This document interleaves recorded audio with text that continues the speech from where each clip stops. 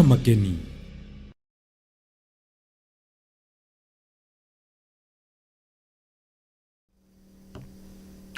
Basi Mlolongo TV, karibu. Ni tarehe 20 Nende moja ama tarehe 21 mwezi kuno kwa sabati ya 2026. Karibu machani kefukana kala ketanga kula mtimbara tawkhane eno TV imoni yumli sabananga mwame Benjamin Andanje mbayambarambo utimbara soliyo olibulay karibu khula kuchenda mtimbara tawkhane usela kwenjira simbu amachani kefu ketanga namna gani kutaka tine saba kama chani kefu nyangino na mruchi chibula cha Kenya mruchi William Samoei Ruto alende mwanende governor wa county ya Kisumu mwame Anyang' Nyong'o alende mwame wa kotu mwame Francis Atuli Msale Mudavadi Professor Kithure Kindiki nyangino bakaba muhungano timbakisana mu county ya Nairobi nibatsanga kwelesia nenda kwenjeresia amakuba ko khaba bosi balina bokhosi shibala shino sha Kenya special langa Singapore omwaka kwa 2027 omwame Ruto yabana chinyinje imbakino yokhurula timbakisana vision 2030 na yabana sinje elira tofauti ndaka kwanza kuhura Mlolongo TV obuli bomwame William Samoei Ruto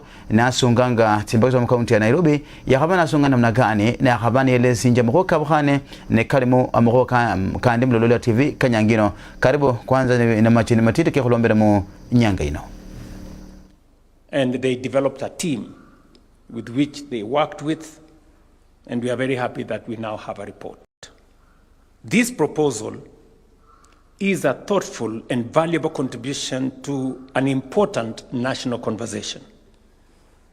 Its value lies not in providing every answer, not even in the composition of the team, but in asking important questions, challenging our assumptions, broadening our thinking, and enriching our reflection on the choices that will shape Kenya's future. All these efforts are driven by one larger reality. For nearly 2 decades, Vision 2030 has provided our nation with a shared sense of direction. It has guided reforms, inspired investment, and shaped Kenya's development journey. But every nation and every national vision eventually reaches its sunset. As Vision 2030 approaches its conclusion, the responsibility now falls upon our generation to imagine what comes next. I have just had an opportunity to glance through this report. While I have much more to study and reflect upon, I am encouraged that many of the issues it raises speak to the strategic direction we have already begun pursuing. Far from beginning from scratch, the report builds upon foundations already being laid while offering thoughtful perspectives that can enrich Kenya's long-term transformation. These are ideas that deserve careful study, thoughtful reflection, and broad national engagement. Ladies and gentlemen, development cannot be a project of one administration, nor should every election require us to abandon one national vision and begin another. Professor has told us nations don't develop by accident. It has to be intentional, deliberate, planned. Nations that achieve lasting prosperity succeed because they sustain a common purpose across decades, even as administrations change. Kenya must cultivate that same discipline. We must think beyond electoral cycles, sustain what works, improve what can be made better, and build a national consensus around our long-term aspirations.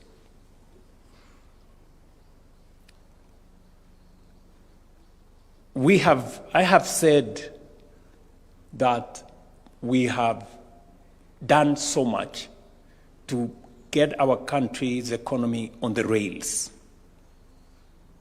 And 3 years ago is so fresh in my mind when we sat in a room called Room 6 here with colleagues and friends, including David and my Council of Advisors. And that the situation then was very different from the situation today. In that room, 3.5 years ago, we were grappling with a $2 billion debt that was threatening to torpedo our country. Today here, we're discussing the National Infrastructure Fund, which has $2.7 billion cash, not debt.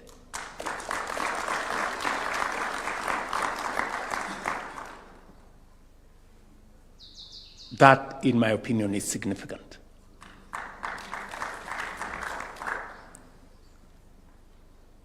Also, when I had a conversation with my predecessor, and he talked to me about continuity, I remember when we prepared the Kenya Kwanza manifesto, and I am very proud about the manifesto that we wrote.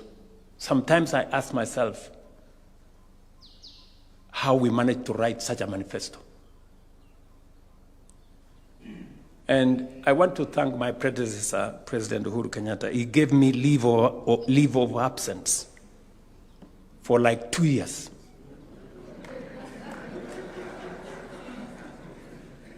And I used that time to write this manifesto. With David and colleagues, we sat in my office in Karen and we went through. And most of what is in that manifesto has a huge element of continuity. Whether it is on education, on health, on housing, on agriculture, it has a big reflection on what we had tried to do in Jubilee under President Uhuru. We remember very well that the foundation was laid on our education. First President of Kenya laid the foundation on matters education. The second President expanded education, created more institutions, additional universities. President Mwai Kibaki came with universal primary education. President Kenyatta told us effectively that we must have 100% transition. And it has been my responsibility to make sure that when we have 100% transition, we have the classrooms. That's why we built 23,000 classrooms to eliminate the gaps that were there. We must have enough teachers. That's why we've hired 100,000 teachers. And I want to say we have worked on the university funding model now, or higher education funding model for that matter. And because we have members of parliament here, including the chair of education, Mr. Meli here, that now we have in parliament the final version of how we are going to make higher education universal. Finally, it will not matter the background of any child in Kenya. It will matter how good they are only. And going into the future, I know we have been trying to grapple with how do we fund our higher education in colleges, in our Kenya medical training centers, and in our universities. We tried the differentiated model. I think the vice chancellors here know it didn't work because it made most of our universities almost close down. Because while we promised 80% funding, we went down to 40%, and most universities suffered. We have worked on what we thought was equity, where we said parents will contribute a small portion, we will give a portion of loan, we will give a portion of scholarship. That creates equity, but it's not good enough. Now we are moving to universal under the amendments we have taken to Parliament. So going forward, any university, any student, so long as they have passed their exam and they have been placed in a college or a university, each one of them will get full funding for their higher education. It will be the choice of parents if they want to pay. But if parents don't want to pay, we now have a model that will pay for every child. And we are doing it because we want to be deliberate. Countries that are ahead of us, that we were together, had high quality education. Education was a central pillar. My team tells me that education makes us equal and has no equal. Do you remember that phrase somewhere? That is where we are taking this. And I want to implore on Parliament to expedite the amendments to the Higher Education Laws Board so that beginning September, we can make sure that any child, because we have incidences, for example, where a child from an underprivileged family who qualifies to do medicine fails to do medicine because their parents cannot afford to pay the household contribution and have to change to go and do a different course.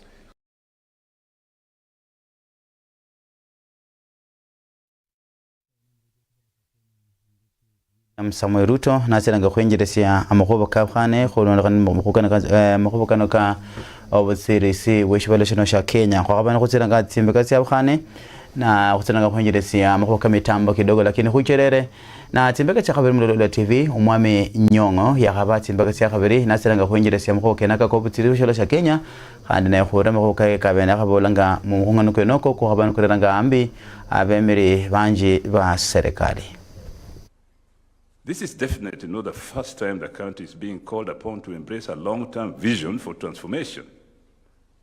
In the 1980s, the Ministry of National Planning and Regional Development prepared a long-term development program with the support of the government of Canada. The plans failed to take off because of the structural handicaps and decline in living standards that Kenyans experienced in that period. It took the victory of the National Rainbow Coalition, NAC, in the 2002 elections for the country to make a fresh first start. I had the privilege of being the Minister for Planning and National Development in President Mwai Kibaki's government from 2003 to 2005. As Minister, it became clear to me that with the right policies and full political backing, Kenya could make rapid economic recovery. And indeed it did, raising GDP growth from 3% to a record 8% in 2007. This was primarily the result of the implementation of the Kenya Economic Recovery Strategy for wealth and employment creation. That ran between 2002 and 2007. Once recovery was achieved, the ministry, under the guidance of the National Economic and Social Council, NESC, set about preparing a long-term development strategy that would have seen Kenya make the transition to a middle-income, rapidly industrializing nation. And I remember David Lee was very much involved with us in that next initiative from my office. This is what gave birth to the Kenya Vision 2030, which was inaugurated in 2008 and expires within the next few years. Unbelievable how time flies.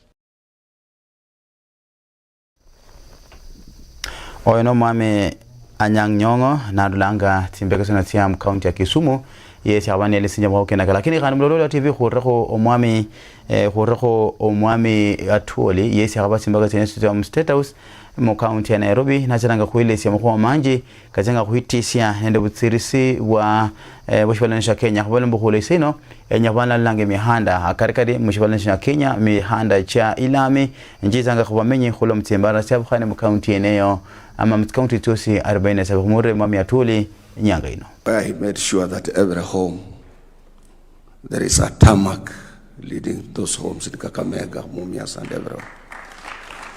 And I think we can do it. It's a question of making a conscious decision that we want to develop. I happen to have an office in Accra, Ghana. I used to have an office in Sudan, Khartoum, but we moved it to Cairo because of the problems in Sudan. I have an office in Brussels, Belgium, because I'm the vice president of the International Trade Union Confederation. I'm number 2 in the world.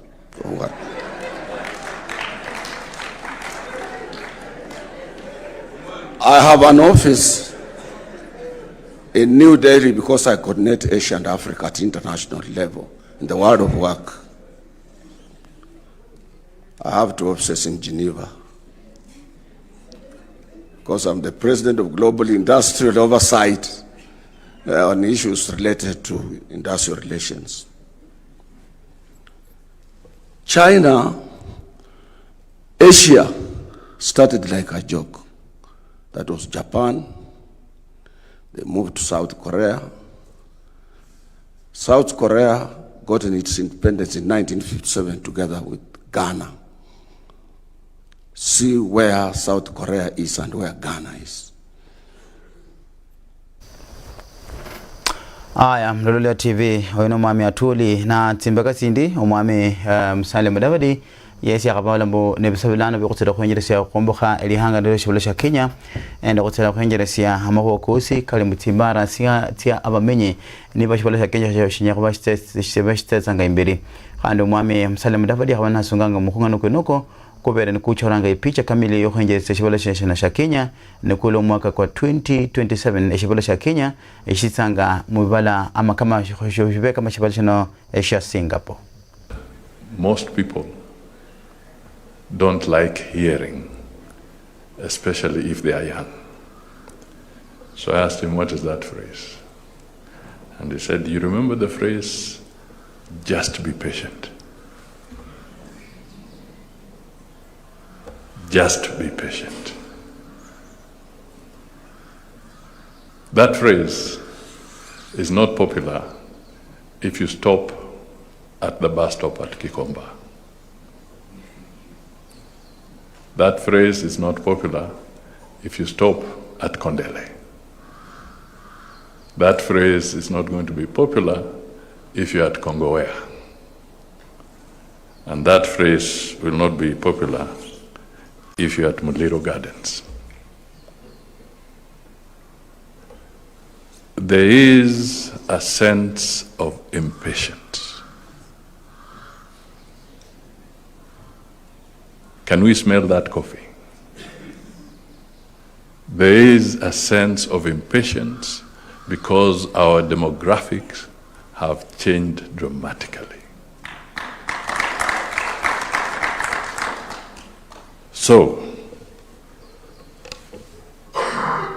we must then convert that impatience into a catalyst. It must become the driving force. Mr. Mr. President, I don't know if you are patient. I don't know. But to achieve what we are talking about, you're talking of 25 years. Others were patient for 40 years. There's the biblical one, 40 years and so forth. So,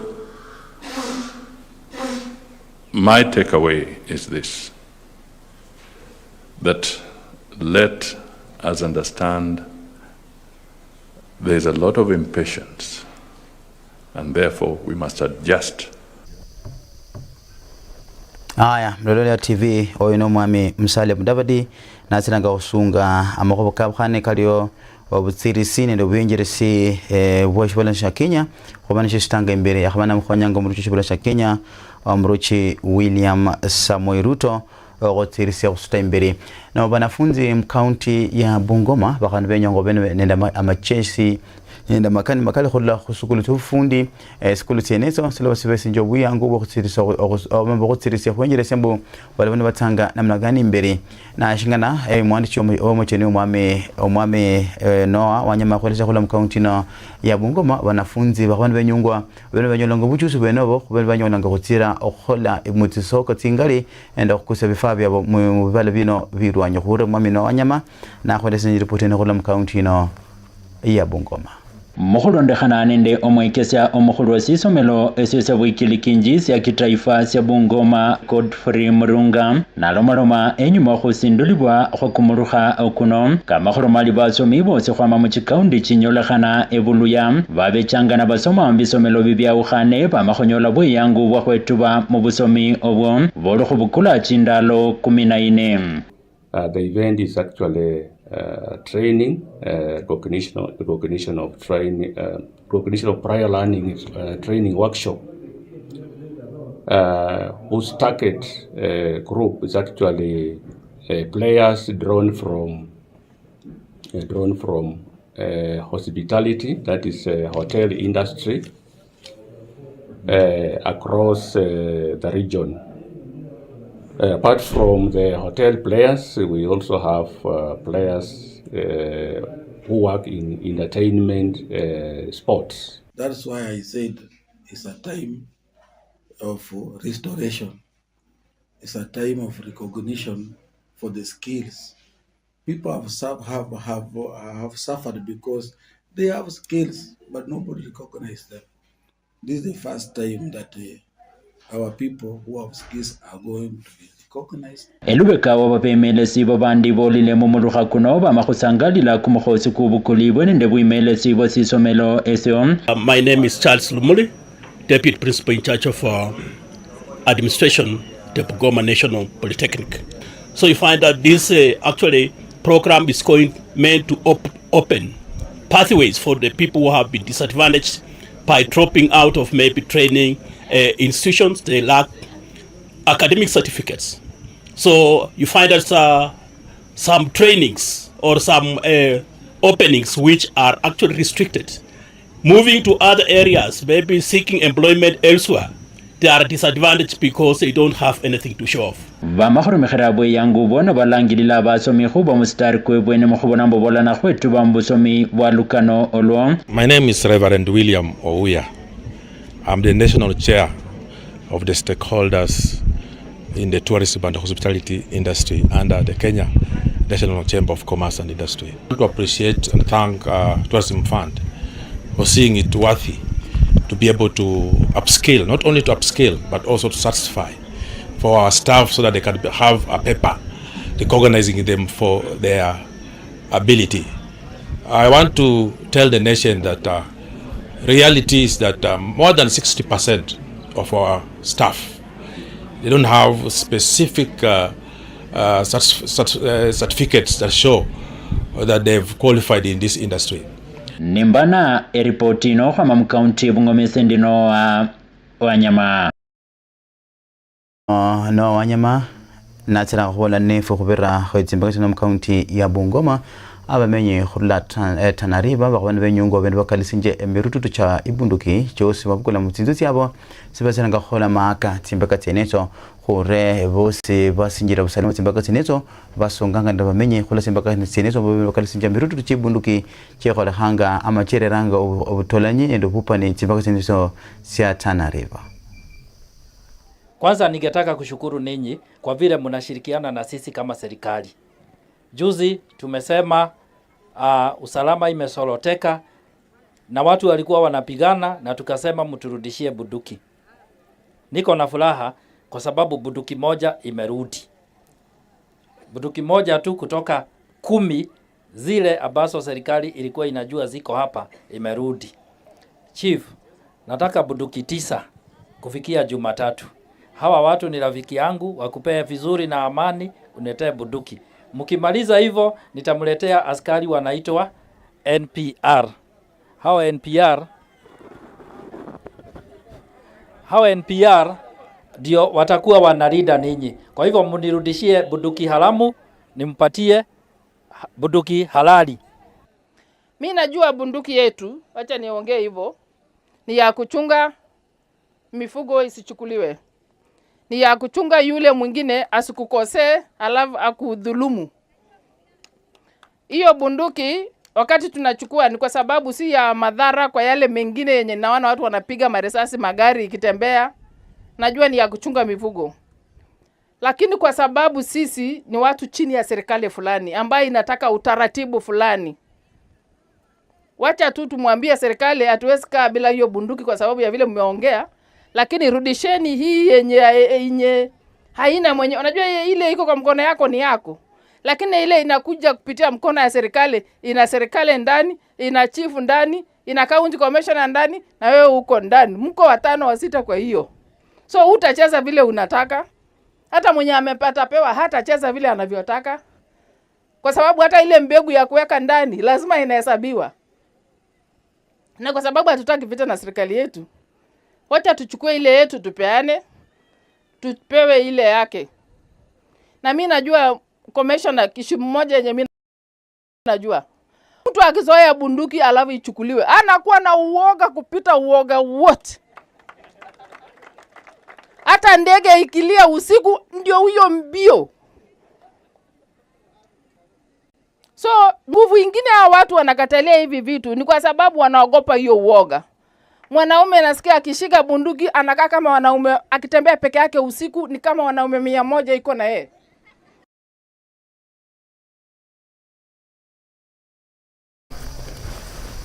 Na nukulekana nende busalama timbaka tsenezo tiam county no ama timbaka tsa Tana River ukalishe timbaka tsenezo mu county ya Bungoma wakhandi busalama timbaka tsenezo ulabana no butsiranga khwenjeresia sector tya khanensi mu sector boda boda bose babusalama khola timbaka tsenezo benyungwa bende bali meso okuzira khwenjeresia busalama mu county neyo yo Amakeni Lusaka mu county ya Bungoma wenjeresia munjire ilingwa la khandi mwandi chief omwame no wanyama akhwelese njakana khola mutimbaka tsenezo mu county neyo ya Bungoma. Kwa majina naitwa Mohamed Masike, chairman wa Community Policing County ya Bungoma. Ile kimefanya watu hao wote tukusanyike pamoja, twende safari ni usalama wa kwetu huko Masinane. Sio kwamba amechukua Bungoma pekee, kila sehemu, kila kona ya Bungoma wako hapa. Tunasafiri kwenda kuzungumzia na viongozi wakuu, rais wetu Murkomen, ili watueleze ile watu wetu wanaweza tembea, ile wanaweza fanya usalama humu ndani. Kulingana kuna mambo mengi inafanyika tunapopitia. Kama kwa mfano wale watu wanauzia wanafunzi bangi, wale watu wanafanya wanafunzi wanachoma mashule. Hivyo ndio vitu tunapofanya kule Masinane, kuangalia ni wapi bangi inafanyika, kuuzia wanafunzi, mashule zetu zikiharibika na wanafunzi kuharibika. Ndio jinsi tumeonelea kwamba tuende viongozi mahali wako watupatie mafunzo zaidi. Kupita hapo kwa siku 1-2 tutakuwa tumerejea.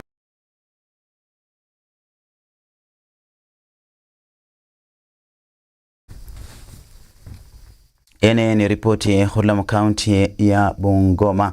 Na lano wanafunzi hula sikulu ya Angelo lano wali nafasi yokutisa khosia na kuchingula mbayo cha rugby khubira moti county cha phande mbayo cha kitaifa eskuli eneo wanafunzi bakwana belisini bukuleseno bakwana batanga kunyola mechesio nende ufadhili khula walimu inalano balangu balamana batanga khola ikasi eneo ama khola mazoezi kenaka wakutira kupanula hali tiabo tindai kutira khosenia ama khosia ama khokana kabkhane akarekari ende kuchingula hali emebayo cha rugby khula kusukuli eneo ya Angelo.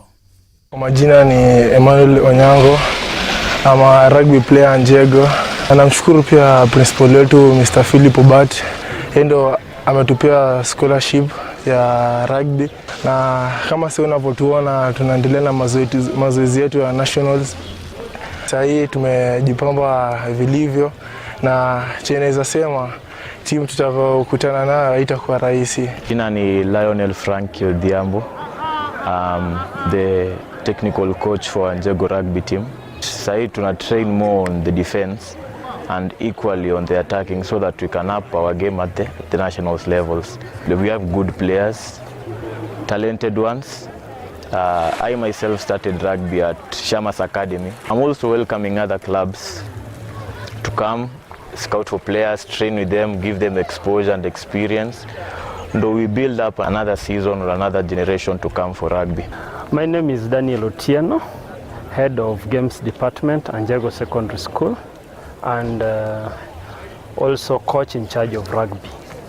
In Anjego, we offer a wide range of co-curricular activity. This year we have 5 players who were in the team last year for nationals.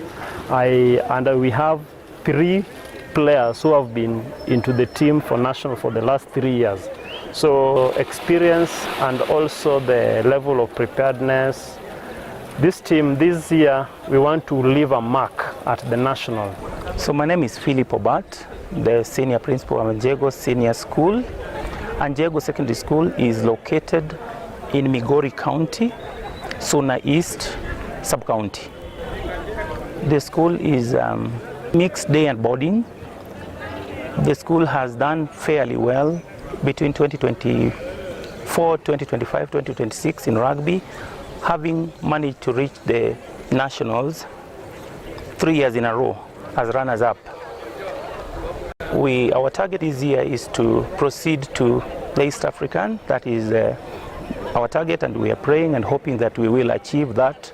In the regionals in Nyanza, one of our boys, Emmanuel Nkori, was voted as the most valuable player within the region. Anjego has been doing very well both in academics and co-curricular activities. We're able to do that because of the strict discipline that the students have, the support from the board members and the Parents Association, coupled with the well-endowed teaching staff. We're able to do that balancing because among the co-curricular activities we have some students who are sponsored in our, like the rugby team has an array of talent from across the nation. On the co-curriculum front, we are able to post very good results. Last year we had a mean of 6.8. That has been achieved because of the support that we get from the community, the church. The boys are going to the nationals. They have made us very proud. As a father, I am very happy for the work that they have done. My advice to them is to keep being focused and determined, and all is possible with determination and God on our side.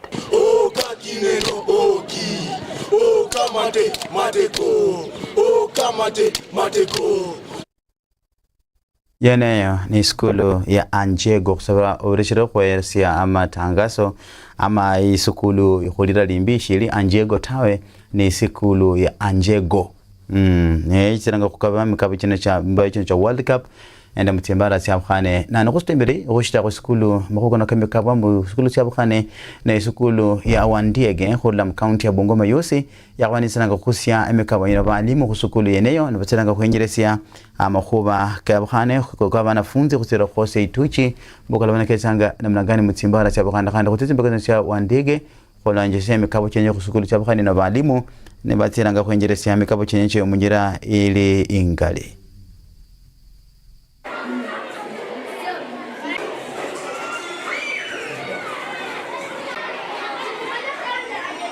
Tumekuwa tumeshinda counties, inter schools, yenye tunaenda regionals. Chenye nataka kusema ni walimu wametusaidia sana. Wamejaribu jitihada juu chini ili tupate facilities. Wameenda shule zingine juu hatuna facilities za kuchezea. Hata players wetu walikuwa nakosa viatu. Sometimes tunacheza mguu tupu. Tumekosa facilities kama basketball court. Balls zetu zimesharibika sana due to hatuna place ya kuchezea na tumekosa viatu juu sisi ni watoto wa ghetto, hatuna vitu za kuchezea. We have so many talents, we can't nurture them because we lack space. As a school, we sat as a staff and identified 2 main sports that we can do best in. That is handball and basketball. But due to lack of space, we may not do much better. The meager facilities that we have, especially in basketball, has enabled us to reach where we have reached. And we are still hoping for better results come next week at the regionals, where we are going for the regional competitions. We have talked to the area MP. We are still talking and pleading that there is a land adjacent to our school. He promised to help us get that space so that we can have enough space for training. Andanje school doesn't have even a pitch. So we are appealing to the county government of Kisumu, the area MCA and also the MPE Kisumu East to at least consider us that even if we can buy us the land, we are very much sure that we can go far with these ball games. We have got talent in this school, but where to explore them?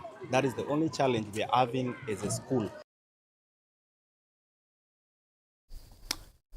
Aya, heneyo ni sikulu ya Wandege, Hurlam County ya Kisumu. Rumna mwandishi wefu machine mwami Shapaya Aquinas kwa ripoti ni hula simbaka tineso cha mkaunti na ya Kisumu. Na nukusitemberi mlolole ya TV kutonye lano matungu mkaunti na ya Kakamega. Na yenjelesi mlolole ya TV masomo kati nga kuhula mutimbara siya bukhane na nyangino masomo kuna kati computer ama digital learning kabane kati nga kuhula kama mutimbara siya bukhane na ablano homadi chifu amacheni mwami Boazi Shtemi ya kabana khureranga imbakha yene khula mkaunti na Kakamega simbaka tiema tungo shingana banafunzi bali mupango kokutsira kwesiwa tse computer siyaha sokutsira khole kanse ne kusoma masomo kuna ka CBE mwandi chifu Boazi Shtemi khula mu county na Kakamega matungo akuchoranga picha eneyo kamili. I want you people now to use these computers very well. You will work with your teachers. I know you boys are smart. You boys are very smart. But I don't want you to be too smart now to break the computers. Will you? No. So be nice to these devices. Remember, there are always smaller ones. Your younger brothers coming to this school, right? Yeah. So remember them. Use these computers. Go to university, and maybe I'll see you in Taiwan because we have good schools for you to study, isn't it? Yes. Whoever want to come to Taiwan for study? Oh, okay. Wakati umefika sasa, tumetembea katika hizi shule kuhakikisha kwamba hizo kompyuta ziko katika laboratory za shule na zinatumika vilivyo tarajiwa na wale ambao walitupatia hizo kompyuta. Na kwa hivyo vile ninaongea hapa nimeridhika kwamba kompyuta ambazo tulipewa na donors wetu zote zimefika kwa shule ambazo zilikuwa zinatakikana. Hizo ni zaidi ya shule 20 Matungu. Na hizo kompyuta tumepewa zaidi ya kompyuta 500, lakini zile zenye zimefika ni 200, zingine bado ziko njiani zinakuja. Na tutahakikisha kwamba hizi kompyuta zimefika katika shule ambayo tulitarajia. Na umuhimu wa hii program ambayo tuko nayo ni ukiangalia kwa hii mfumo mpya wa elimu ambayo ni CBA ama CBE ama CBC, inasisitiza kwamba wanafunzi wote lazima wawe na masomo ya teknolojia. Wanafunzi wote lazima wawe na masomo ya kompyuta. na ndio sababu kama mbunge wa Matungu nimeanza mikakati ya kutafuta wafadhili wa kuhakikisha kwamba shule zetu zote, kila shule iko na laboratory na wanafunzi wote wanajifunza kompyuta. Kwa hivyo leo ni siku ya kwanza tu, tutazidi kuendelea kufanya mambo haya, na hii mradi kuna kubwa sana, kwa sababu sio shule peke yake itanufaika, hata community, wale Gen Z wa community wote watakuja, wataweza kupata hiyo mafunzo. Wale ambao wanafanya kazi online, wao pia wataweza kupata ajira, itaendelea kupata income yao through computer program online activities. Na hiyo yote inafanyika kwa sababu lazima uwe na kompyuta ndio uweze kufanya hayo maneno, na mimi ndio ninawezesha au kupata hiyo lineup ya kompyuta. Napigia shirika la Taisa Corporation asante sana, shukrani kubwa sana kwa kukubali kuja Matungu kutuletea kompyuta ili na sisi tuweze kusaidia wanafunzi wetu na vijana wetu wa community kupata ile elimu ambayo wanatarajia kupata kupitia kwa hii mfumo wa kompyuta kutoka mashule za Matungu. Nataka pia kushukuru Mungu kwa sababu tumeingia hapa na tukaingia na bahati tele, hasa kuingia kwetu hapa kumekaribishwa na mwenyeji wetu, mjumbe wa kitaifa. Kufikia sasa tumefikisha computers 27 na wanafunzi na 40. Tukitaka tufanye vizuri hizo zingine, mheshimiwa, tunataka kuuliza kuja ikituongezea 13 tutakuwa tumefikisha 40. Asante kwa kusaidia kuleta tarakilishi ya kusaidia wanafunzi wetu na mpango yote katika shule, mabweni na infrastructure zingine, gate na vitu zingine ambazo mheshimiwa amesema tutaongea pamoja tusaidiane. Mimi ndio head student kwa hii Holera Boys. Wakati huu ningependa tu kumshukuru mheshimiwa wetu Bwana Oscar Navlindo, His Excellency, kwa kuwa ameweza kuwa mfano mwema kwetu sisi kama wanafunzi. Pia tunaomba kuwa azidi kutupa moyo na kututia moyo katika kutuimarishia miundo msingi ya tarakilishi katika shule hii na kuwezesha masomo ya kompyuta kipaumbele. Lengo lingine pia ni kuweza kumshukuru kwa kuwa ameweza kuwa mwema katika kutusupport katika basari. Naweza kumshukuru kwamba mimi nimeweza kufaidika kupata basari, na naomba pia mheshimiwa azidi kuwa hivi na kutusupport sisi. Haya, yene ni ripoti yukhurula mutimbara zinotia mkaunti na Kakamega timbaka cha Matungu. Lano watoto wanabonyeza 1 2 3 wabeni wasanga imbere wakutira kwenye kwa makubukanoka eti kompyuta nende nokhala mwami opita Oscar Navlindo yakabana sunganga timbaka tene tona ripoti kuchiranga isana mrololo ya TV. President William Ruto blano yakabana mrobranga umwami Charles Owino obana uli new government spokesman omwami Isaac Mwaura makuba manyangati nyingi blano yakabana stinjwa mpaka mu office of diversity inclusive alafu nende disability rights. Omwami Charles Owino yinjiranga kuba ne umboli mukhongo wa serikali ama government spokesman no na omwami Isaac Mwaura astubu mpaka mu office ya diversity inclusion and disability rights ngoko post kumurusho chibula cha Kenya atiranga kwenjerisa mutimbala tsene sembula chocho kumeta kutawe lakini mbona mbonanga bosi batiranga khulondra tsibukeni cha kabiri bila kumwibira omwami bila kumwibira mashabiki kefano omwami wina khulende tsiripoti kutsiranga mutimbala khupira omwami Lucas Brian abonanga watching live from Nairobi alafu Noah himself abonanga live khurula Bukabara si Shamoni abonanga kunyana mjeriri ngwala alafu na Morris Warengai abonanga Muchanga Kabras na wakilisha mtaa mukuba orioso na kumwame producer wanje mwameri Amariat na kuchenda sembeke ya Facebook atulia TV digital walibana kunyana kwa mjerene ili ngwala alafu sabonanga mwami Benjamin Andanje kala inondia TV imoni yomlea.